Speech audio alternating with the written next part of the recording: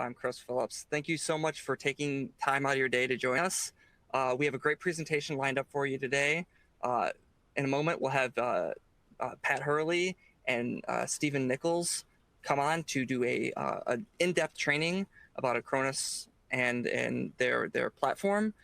If you have any questions for Pat or Stephen throughout this presentation, we will have a Q&A section at the end.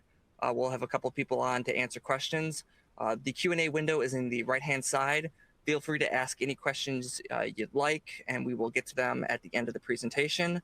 We also have a bunch of resources on the right-hand side as well that you can click throughout the presentation, or after the presentation if you want to have something a little bit more concrete in your hand to read a little bit more information about that. But without further ado, I want to kick things over to Pat so we can get this presentation and this training started. Take it away, Pat. Hello and welcome. My name is Pat Hurley. I'm the Vice President and General Manager of the Americas here at Acronis. I want to take a moment and thank you for joining us here today. We're going to talk about how traditional MSP tools are not designed to meet the challenges of today's cybersecurity threats. I'll be joined a little bit later on by Stephen Nichols. He's our team lead and solution engineering ninja here at Acronis. Very happy to have him present a demo so you guys can learn about how our platform can help address these challenges. We'll start with a quick introduction of who we are and what we do. Ultimately, we are a leader in cyber protection. You're probably scratching your head wondering exactly what that is. Well, cyber protection is ultimately the combination of the old world of data protection and the new world and the new threats of cybersecurity challenges. We're a Swiss Singaporean company. We say it's dual headquartered for dual security. We've got about 1,600 employees. We're a very international company with offices all over the world and data centers all over the world as well. We are really focused in on designing a platform that's purpose-built for service providers. And we have thousands of service providers actively leveraging our platform to help protect their customers against the modern-day threats of security challenges.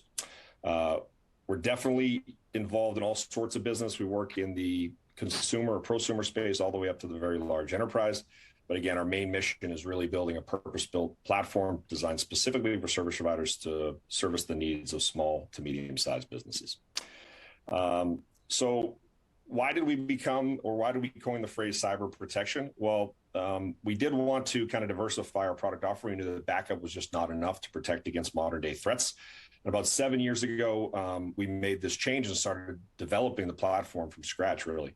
Cyber protection ultimately is more than just backup. Ransomware attacks happen every 14 seconds. By the time you finish closing your ticket on the current ransomware attack, you've already been hit by another one. So clearly, endpoint protection alone is not enough. And many organizations are impacted by this on a daily basis. And the hackers don't discriminate against your business type or against the vertical that you're in, against the size of your company. It really doesn't matter. 75% of organizations infected are all running out-of-date endpoint protection solutions. Obviously, the most expensive component of a cyber attack is the actual data loss. Your IP, it's very important to a company. It really defines who you are and what you do and how do you go to market. In the next year, over $6 trillion are expected to be spent globally on cyber protection alone. So obviously, it's a good market to be in if you're a service provider, a reseller, a distributor. It's a very fast-growing area, and we need innovative, cutting-edge, next-generation solutions to be able to combat against these threats. In reality, all organizations are shifting to make cyber protection a cornerstone of their IT approach, and they're reporting that their budgets are going to now align with the ever-changing threat landscape that exists today. So what does this mean for you as a reseller, as a service provider? Well, ultimately, remote monitoring, backup, disaster recovery, they're reactive and they're necessary, right? They're commoditized offerings that are required, but small business owners will not pay a premium for a lot of those services. What SMBs are going to truly value is what they will actually pay for, and that's a complete protection solution. Protection against ransomware. They want compliance management. They want security incident management. They want an all-in-one solution that's going to be able to help them address these threats. So what are you looking to do for your clients? Well, ultimately, you're looking to deliver the protection that they need, right? But it's very complex, right? There's a lot of different solutions that need to be kind of hodgepodge together to create a very complete solutions. And new threats are coming every day. As fast as the vendors are innovating, The evildoers, the bad people, the hackers, the rogue nations are innovating just as fast. Your infrastructure is complex and constantly changing. It's shifting. Many customers in many locations with many different applications, they all have their own individual processes. They have all their own individual needs. They have certain things that they want to be prioritized. Ultimately, what we're doing today is not going to be adequate enough to provide the proper antivirus, anti-malware, anti-ransomware solutions. You need a more complete protection offering. And a lot of that burden falls directly on the service providers, right? So it's up to you to be able to evaluate what's available. What are the new cybersecurity technologies available today? Which ones are going to be a best fit for your customers, for your go-to-market strategy?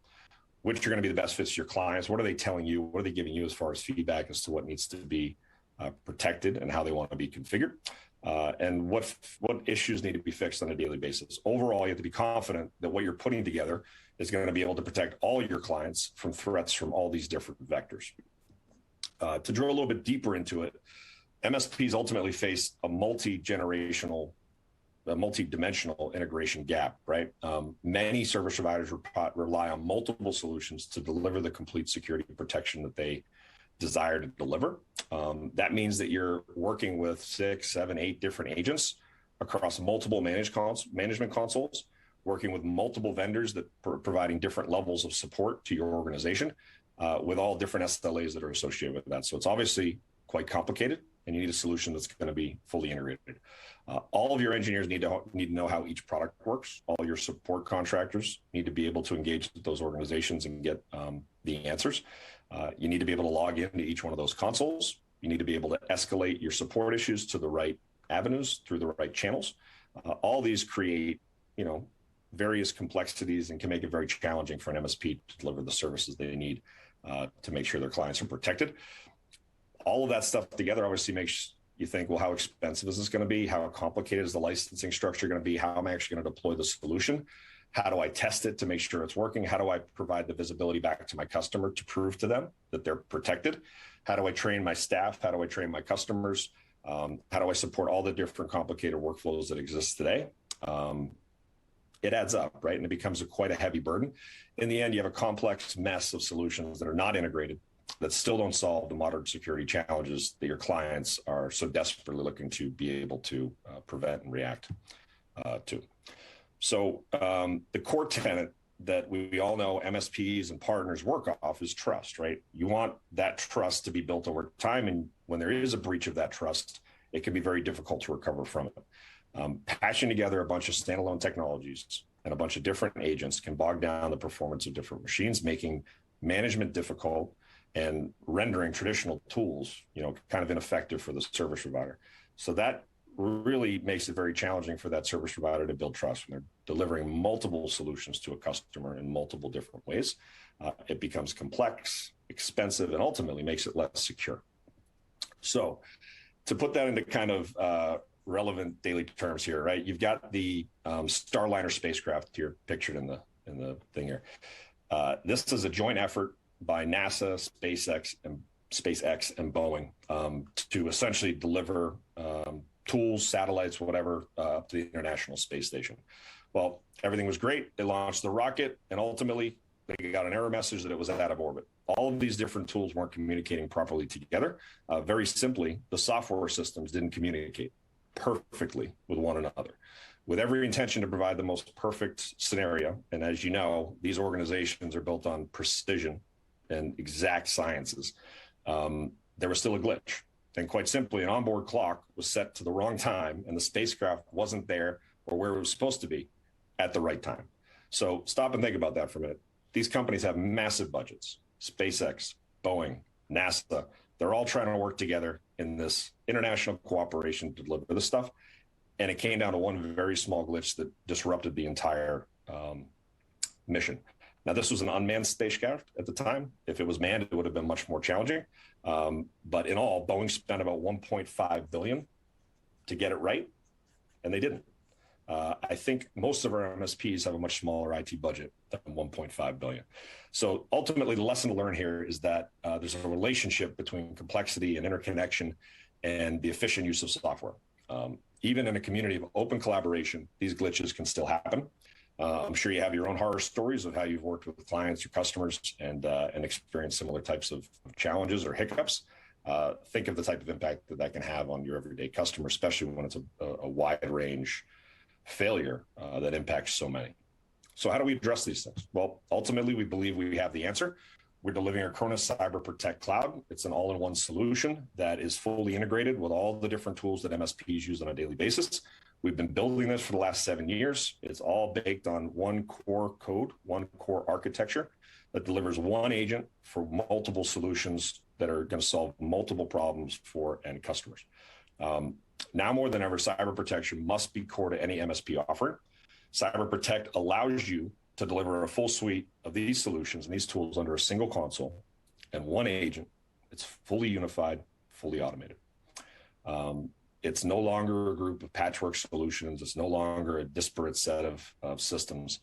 It's integrated to the point that it makes your job easier and connected to the tools, the RMMs, PSAs, all the different tools that service providers use on a daily basis, making it less complex and making it more efficient and more cost effective. To put that into a little bit of a simplified perspective, this is the way our licensing scheme is essentially established. We're delivering a core offering, which is based on backup, security, remote management, disaster recovery, file sync and share, and notary solutions, protecting every single workload with best of breed backup technology that Acronis has been doing for the last 18 years. And strengthening your protection of those individual machines and those workloads against zero-day threats, and accelerating your security and manageability. This is what we do. This is at our core, a single solution, multiple capabilities, enabling you to deliver customers peace of mind and building that trust with customers that they know that they're going to be protected at the end of the day. What we've also done is design the platform so that it's very easy to upsell and cross-sell additional solutions. So at the end of the day, obviously, service providers are in this to make money. They're very passionate about protecting their clients, but at the end of the day, they want to be able to make margin. They want tools that are easy to use and easy to upsell. So we provide very little barrier to entry to get a service provider into the platform. We then allow them to optimize the workload protection by delivering multiple solutions, enabling very easy upsell and cross-sell, and allows you to consolidate multiple vendors across the platform.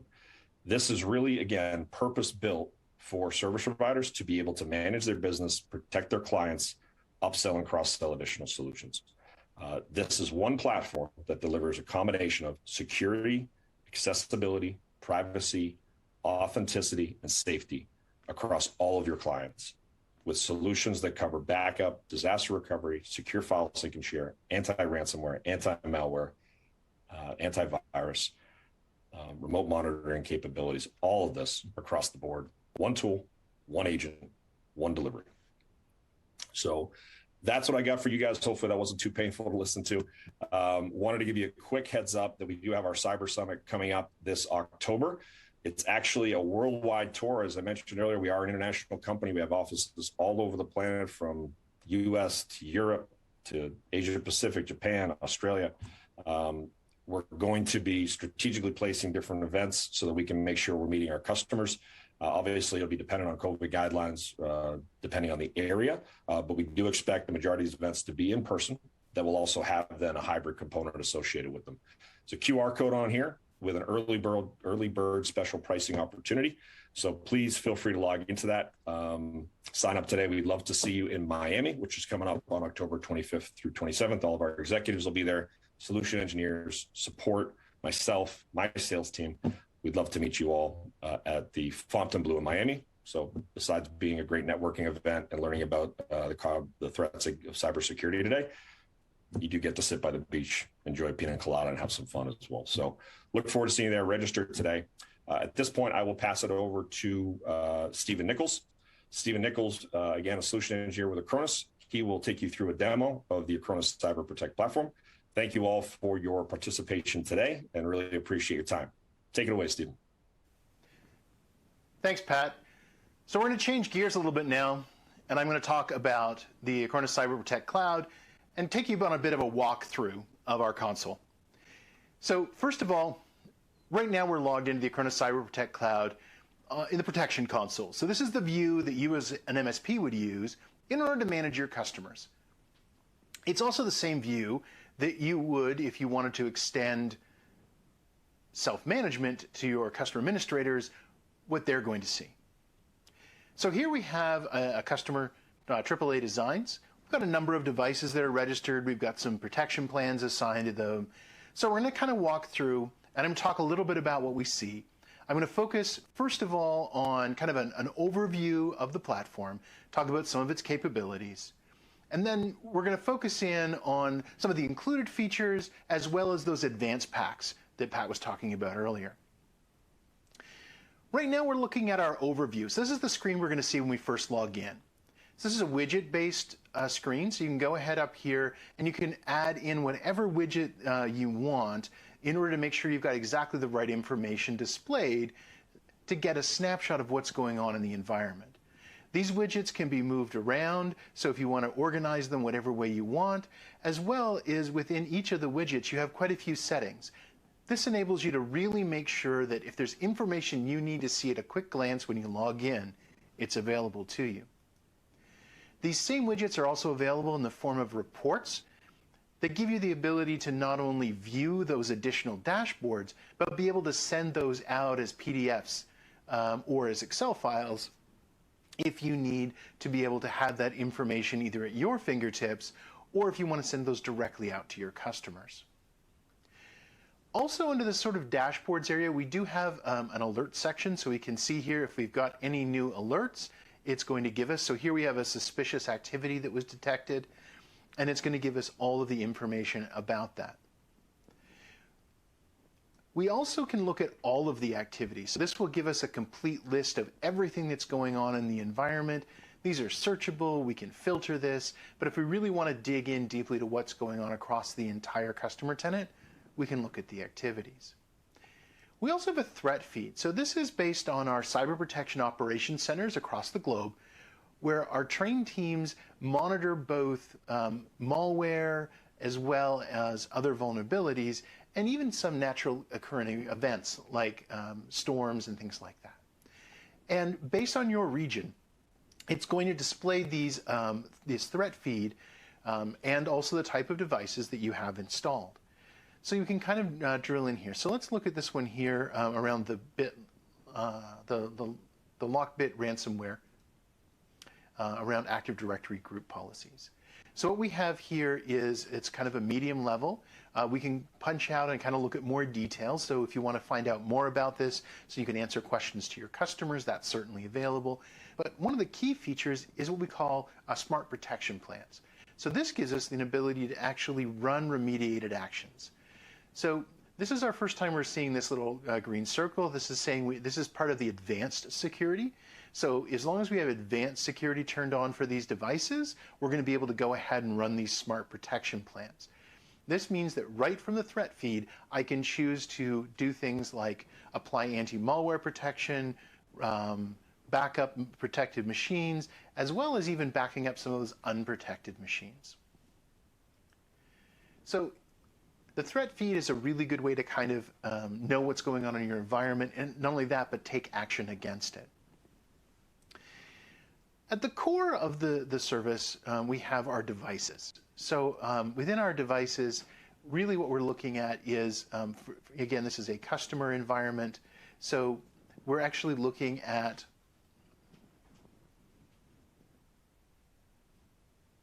all of the devices which are here, and we can actually see that I've installed the agent, I've registered those devices, and based on the status, I can tell whether I've actually applied a protection plan. So when we say protection plan, really it's just a set of instructions to that agent about which features are going to be installed and turned on, and then how they're actually going to function. In just a minute, I'll go and actually walk you through a protection plan, and we can see some of those settings. Within the device, so let's just, we'll click on one of these devices here. We see we have quite a bit of options. We can see the details. We can see a specific activity feed about that device. And then we also have that protection plan. So we can actually see, how that device is being protected and even go in and make edits to it. If I choose a device which is currently not protected, Under the protection heading, I'm going to be given the ability to apply a protection plan. So these are some of the protection plans that we have available. Only protection plans where there's no conflicts, so it means all the features are supported by that device. I can go ahead and choose one of those to apply. So getting devices set up is very straightforward and easy. All you need to do is install the agent, register that agent, and install and then apply a protection plan.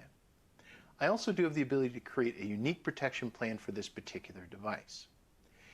If I wanted to add a new device, it's actually very straightforward. I simply go to the Add button up here. I'm now given whether it's a workstation, a server, mobile devices, I can download the agent, install that, even if it's in the case of some virtualization hosts, and even applications like Microsoft 365 Business. This is going to give me the ability to download and install those from the web. We also support integrations into many RMM and PSA tools in order to push out and manage those services as well. Once that device has the agent installed, all you're going to need to do is a registration. That's going to build a relationship between that device and this particular customer tenant in the Acronis Cyber Protect Cloud. That can be done simply by using a username and password for a web registration. You can use a code that's displayed at the end of the installation process. But if you want to do an unattended install, or you want to have that integrated into an RMM solution or do some scripting, we also have the ability to use registration tokens. This gives you an ability to pass that information without having to pass passwords in clear text. All right, so we've gone ahead, we've got our device for our customer, we've got them set up and registered. Now we need to protect those with a protection plan. So let's talk a little bit about protection plans. So protection plans are, again, that set of instructions that we're going to turn on for that agent. It's going to know what components need to be installed, activated, and what exactly you want to do to protect that. So as Pat was saying earlier, we have some core or included features in our licensing model, and then we have some advanced packs. So I've gone ahead and I've created this protection plan right here called included features. So in this case, I've turned on all of the included features, but I haven't actually enabled any of the advanced packs. So this is going to give us an opportunity to kind of talk through what those included features are, what the capabilities are, and then we can also look at the advanced packs and some of those additional features we can enable. So the first section of the protection plan talks about backup. So almost all of the backup features are included in the core. So I can choose where I want to back up, whether that's local to cloud storage. I have a lot of control over the schedule of how often I want that to be backed up. I can set very granular retention policies. I can even turn on encryption so that all of that data will be encrypted at rest. I'm even able to turn on application-aware backups for some applications. And I get a great deal of granular control through the backup options to go in and make sure that's really being backed up, that data needs to be protected for my customer. I can also, I have some antivirus and anti-malware features that are turned on as part of the included features. So one of the key things in this area is the active protection. So active protection is an included feature that gives you a great peace of mind against ransomware. What this allows us to do is we can detect processes that are doing things like encrypting a whole bunch of files. We can actually stop that process, we generate an alert, and then we're actually even able to revert those files from cache so that we don't have that real exposure to that ransomware. Obviously, part of an entire stack of antivirus and anti-malware protection on a device. This is a really good way that if anything happens to slip through all of the other filters, gives you the protection of that data and those systems. We also included is self-protections. This is the ability to actually take the processes from Acronis as well as our files, make sure they can't be edited by, and this is something that a lot of malware will try and do, is get in and turn off backups, delete them, encrypt them. So this gives you another layer of protection against that. A behavior engine is also included. And like any good antivirus, anti-malware solution, we also support exclusions. Also included in the core features is our vulnerability assessment. So vulnerability assessment gives us the ability to scan for Linux packages, Microsoft, Windows third-party, as well as Apple, macOS third-party products. You can actually go in at a very granular level and choose which ones you want to be able to turn on based on what you want to scan for. And there is a large number of those that are supported. You can also choose when you want to run those scans and how often. And then it also included as part of one of the core features is device control. So what device control does is it chooses kind of which devices are allowed to access the system.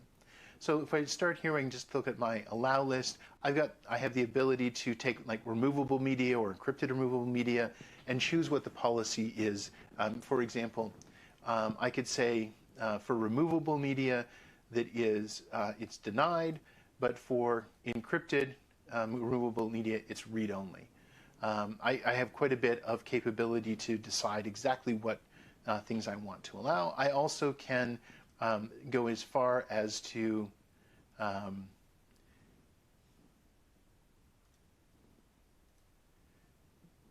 specify individual allow lists for USB.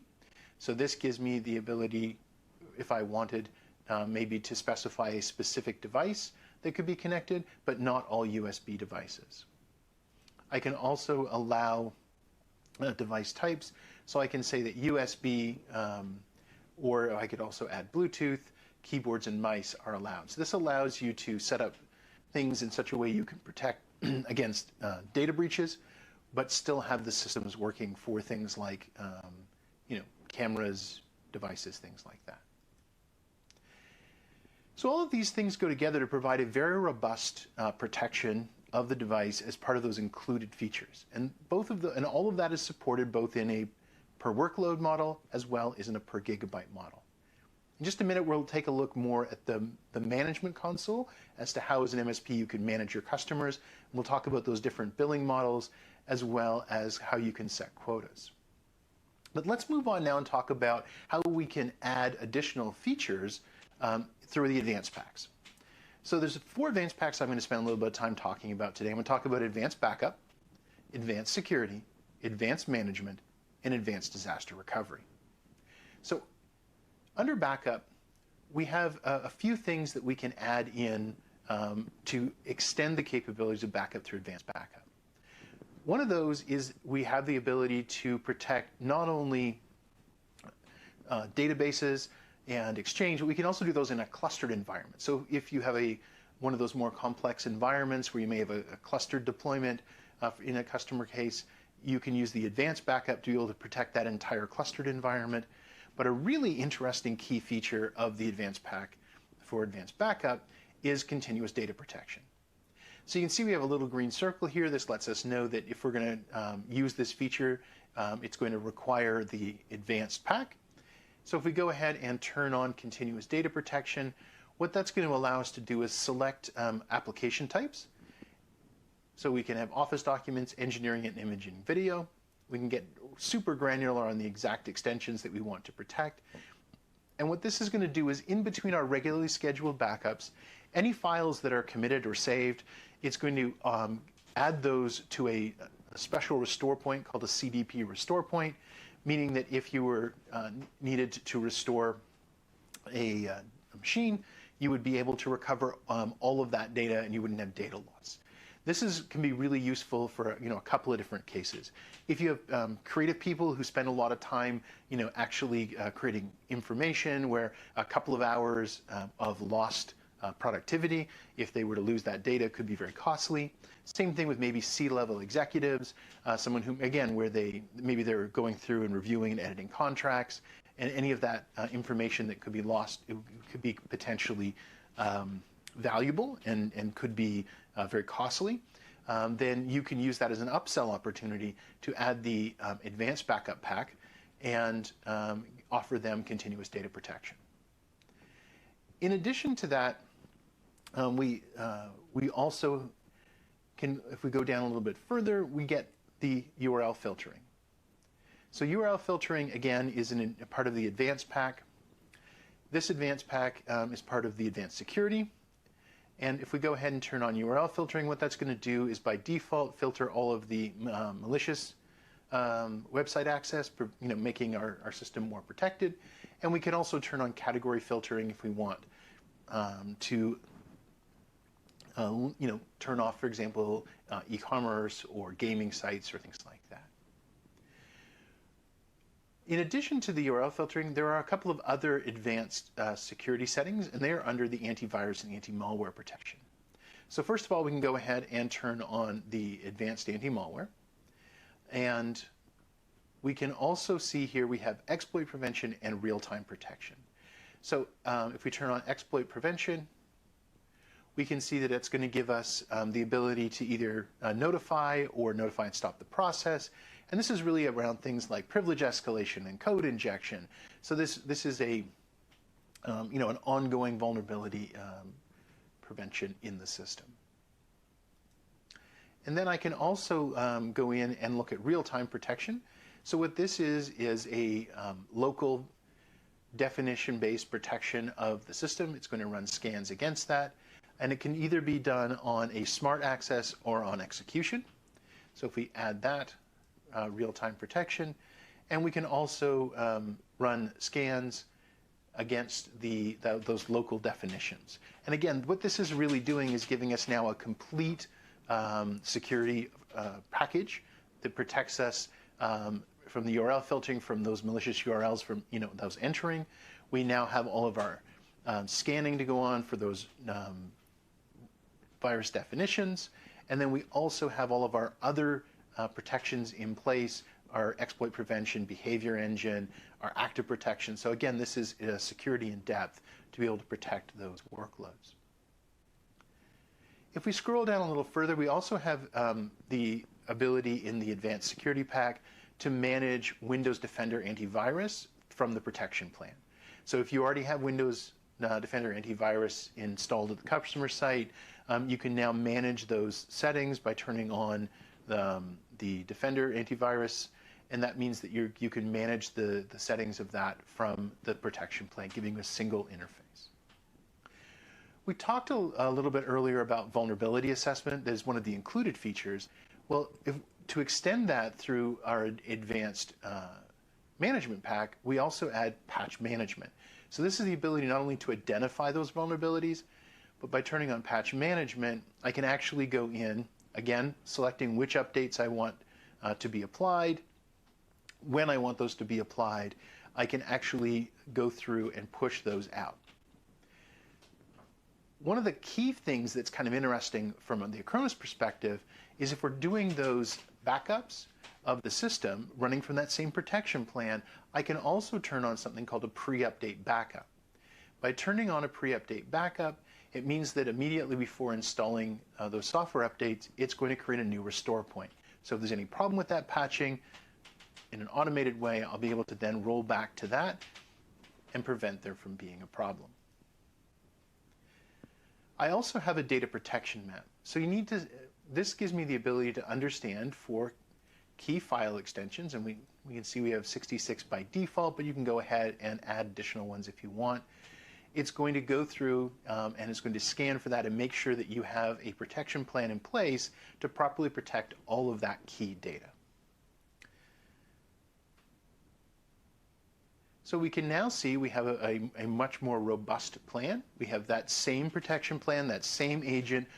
By adding those advanced packs, by turning on that additional functionality, we've added a lot more capabilities. And the last thing I'm going to talk about from this point of view is disaster recovery. So I have the ability here to turn on my disaster recovery. This gives me by a very, very simple click to turn on the provisioning of a recovery server and setting up a cloud infrastructure network so that this backup, which is backed up to the Acronis Cyber Protect Cloud, we can spin that up as a virtual machine in the Acronis Cyber Protect Cloud to provide business continuity should that service become unavailable at the primary location. So we can see which advanced packs here at the top of the protection plan are going to be set up. And the way that our licensing works is that we always apply the minimum license. And only when you turn a feature on will we actually turn that license off. And if we were to turn those features back off, it's going to remove that licensing requirement. All right, so I'm just going to cancel out of this for now. And I want to talk a little bit more about how things work from the service provider side. So we've sort of seen how that's going to work on the customer interface. We've seen adding devices. We've seen setting up a protection plan. So if I go back up here and I switch over to the management console, we can see this is the service provider view in the management console, where I can actually see I've got all of my different customers that are set up. If I go ahead and select the customer we were just looking at, this is our AAA design customer. And I can see, first of all, let's look at the configure. So this is Cyber Protect. So this is the service that we were talking about. And we have a couple of billing modes. So each customer you can set up either in a per workload or a per gigabyte. All of the functionality is exactly the same. I could just switch this customer right now if I wanted to per gigabyte, and then on their next bill they would be billed according to that billing model. I also have, you can see now these are grayed out, and that's because I'm actually using those in this customer tenant. So I can't disable something that I have working in the tenant. But we can see that this is a really good view sort of what's included in each of these packs. So if I'm going to do clustered SQL Exchange, if I want to back up Oracle or SAP HANA databases, as well as that continuous data protection, that's the things I can enable with the advanced backup. Advanced management, that's going to give me that patch management capability, that fail-safe patching, right? So that's the ability to do those backups immediately before we do apply patches. It also does a software inventory, so it gives me detailed reporting on all the software that's installed on a machine, as well as does some drive health monitoring as well. The advanced security gives me that full local signature-based file detection. It also has the URL filtering. One thing we didn't talk about, which is forensic backups, gives me the ability to go in and enable in the settings to do a forensic backup. So now not only can I recover should I have a problem, but I can actually understand what went wrong. I also can do those safe recoveries, meaning that I can make sure that when I'm recovering, I'm not actually reinstalling malware back into the system. And it also gives me those smart protection plans. Remember we talked earlier about that threat feed? So that's those ability to remediate those through what we call the smart protection plans. And then we also have the disaster recovery. So that gives us our ability to both test and production failovers. Gives us site-to-site VPN connectivity, so we can actually make sure that we can access those cloud workloads should we need to spin them up. And it also allows us to set up even primary servers in the Acronis Cyber Protect Cloud. We also have some ability to set some quotas. So for each of the customers, let's go into Edit here and just take a quick look. I have an ability to choose which type of workloads they can protect. I also have an ability to set a quota as to how many they're allowed. So I have both a quota and an overage. This means that I can simply say I want to set maybe a quota of 5 workstations that can be protected. It means I'm going to get notification. I'm going to know if they start to exceed that. I can also set an overage limit. So if I wanted to say, you know what, we've agreed you're going to protect 5. I'm going to add an overage of 2. It gives you a little bit of flexibility, but you're not actually going to be able to add more than that. Then the same thing actually for some of our advanced plans. So the advanced backup, for example, I can actually set quotas for advanced backup for workstation servers, virtual machines, and web hosting servers. And I can actually choose how many of those you would have that you could consume. As well, for the customer, the advanced management, I can see that they're using 7. I could set a quota for that, as well as advanced security. And then I can also set quotas around the amount of storage. So this shows the amount of backup storage in the Acronis Cyber Protect Cloud, and then also whether I have disaster recovery storage, so I can see I've got some usage here. So I can go ahead and basically make sure that I have things set up properly for the customer to be able to manage both those core features as well as the advanced packs. Obviously can't cover everything in just a short couple of minutes like we had today, but hopefully that's given you an interesting overview of the Acronis Cyber Protect Cloud, both the included features as well as some of the additional features in the advanced packs. Thanks very much. Back over to you, Pat.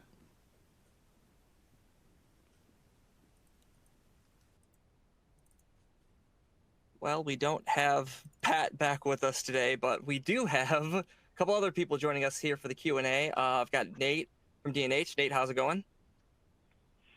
Hey, Chris. Thanks for having me on today.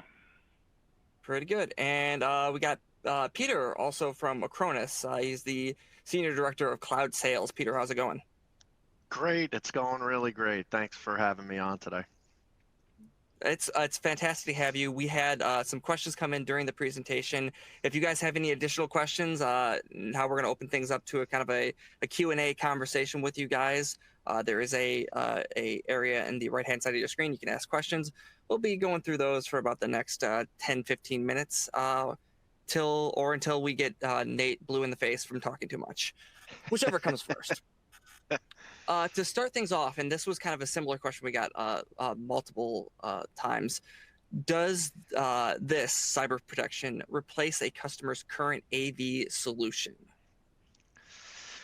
Yeah, that's a great question. I mean, the intent of our security platform is to enable all of the features that you may get today from whatever you're using as your current AV solution. And so, you know, as we built the platform, as Pat and Stephen both mentioned, we built the platform so that we could provide MSPs with the ability to offer a suite of services and a suite of solutions around security, backup, and disaster recovery. And so, yeah, the intent would be to potentially have that replace your current AV solution. I think, you know, our AV solution matches up well with ones that are in the market today, and are certainly things that we would love for our partners and our prospects to test out. You know, I mean, I'm not telling you to replace something without giving it a try, but I think you'll be impressed with the technology. I think you'll be impressed with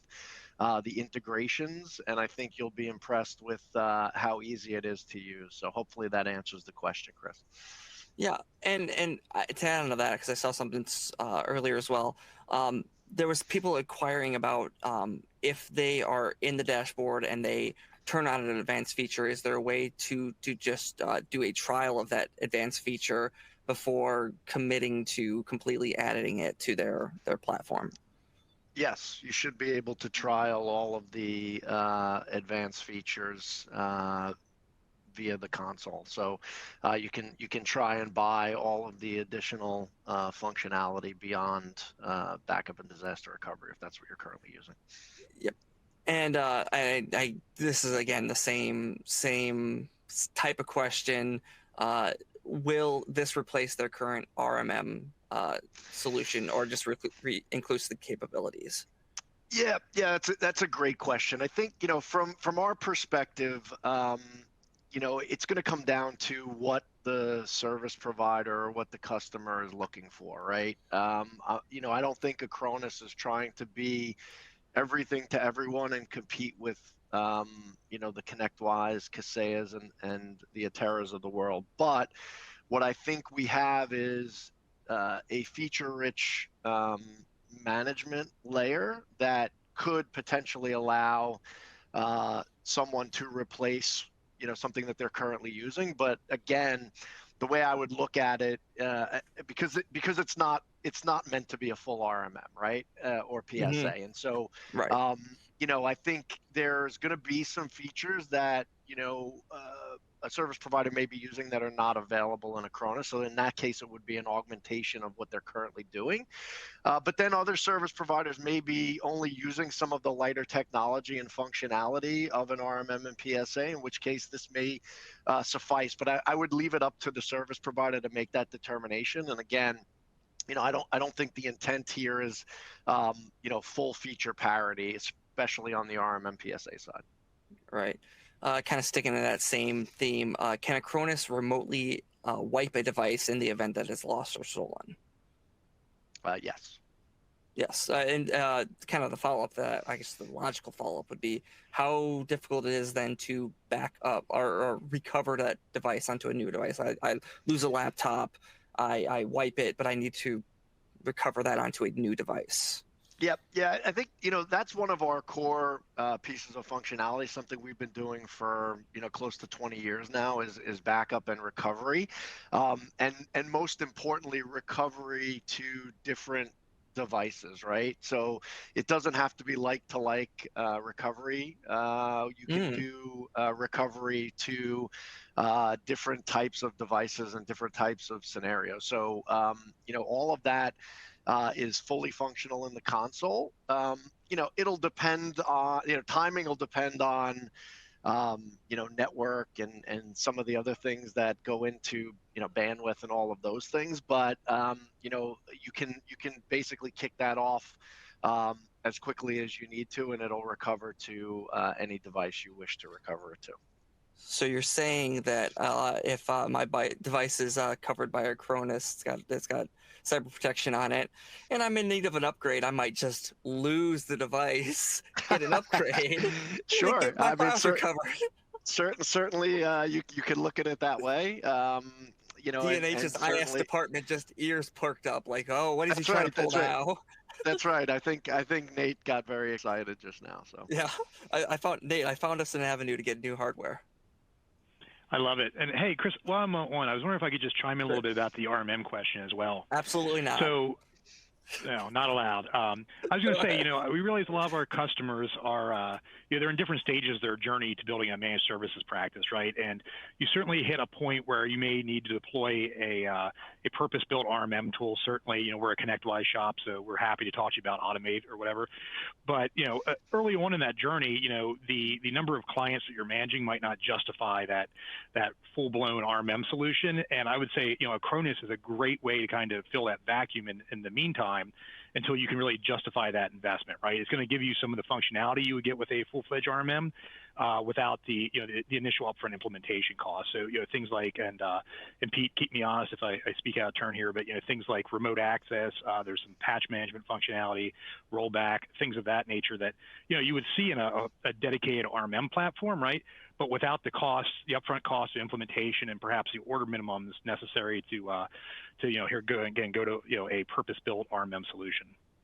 Yep. Yeah, that's completely accurate. And Nate actually touched on something that I'd also like to mention. I mean, we talk about ConnectWise, Kaseya, Atera, and a lot of RMM PSA providers that we are actually also integrated with, right? And so they too are our partners, and that's one of the things that those providers love about Acronis is our very tight integrations with those RMM PSAs, so that they're able to do a lot of the things that they want to do with ConnectWise or Kaseya, but then also leverage those for Acronis. And so it's exactly what you said, Nate. It's if there's enough functionality in the technology with Acronis, then by all means, I think that our prospects and partners should certainly use it.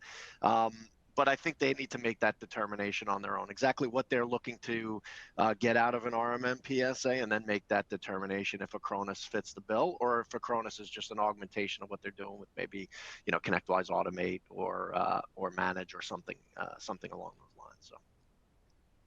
Excellent. I have a couple questions along the same lines. Rodney was asking, is there an Acronis SKU database? He's looking for basically everything that Acronis covers. Someone else was also asking, is there a contact encrypted password manager, where can people go to just get a list of what everything Acronis is capable of doing? Yeah, so I'll take a first pass, but Nate can jump in here. I mean, D&H's website has all of the components that are available via Acronis. So you can go right to D&H's website, understand exactly what Acronis is doing today, the future, and the features that are there. And you should be able to really get as much information as possible via the D&H website. We are currently working with D&H, so all of the SKUs are available via D&H. I don't know if you want to add anything here, Nate. Yeah, just to speak a little further to kind of customer experience around, acquiring Acronis through D&H. Really, all it takes to get started is, you have to sign up for our cloud marketplace, which we can certainly help you do that. You just go in and you sign the, the user agreement for Acronis, and that can start at as low as $0. We have a pay-as-you-go option, so if you just want to try it out on a limited basis, we get you signed up, we get you credentials for the platform, and then once you go into the Acronis management portal, that's where you're going to be able to see all the different products, what they do, and kind of be able to provision those services if you become interested in them. And likewise, you should also at that point have access to all the training materials and educational content that Acronis provides. It's going to help make you guys successful.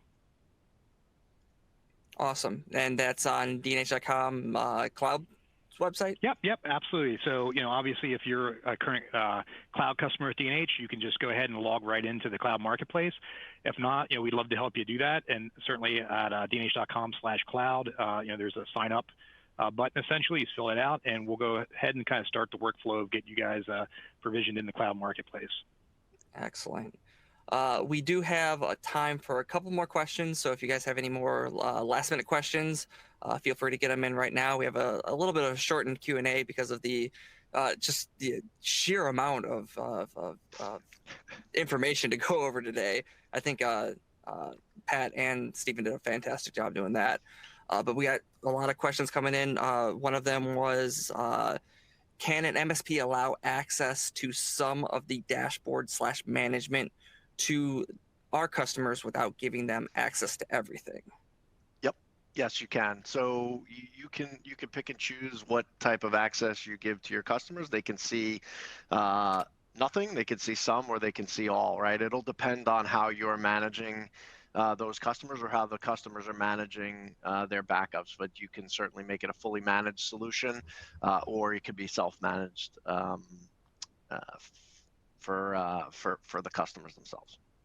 Cool. I'm a dashboard geek, so I can understand why some of our resellers are geeking about that. I mean, we got to see a brief picture of the dashboard. There was another one. Is there a place on the dashboard that shows the number of times the antivirus real-time protection was triggered? It's the note said it would be great for ROI, something that they could take back to their customers saying, hey, we stopped this number of attacks. Yep. All that is available in the console. You'll see it, in real time. You'll be able to track it and report off of that stuff as well. Cool. How can you, or are you able to mass add USB devices to the allowed device list? Like if a reseller has a fleet of USB devices they're currently using.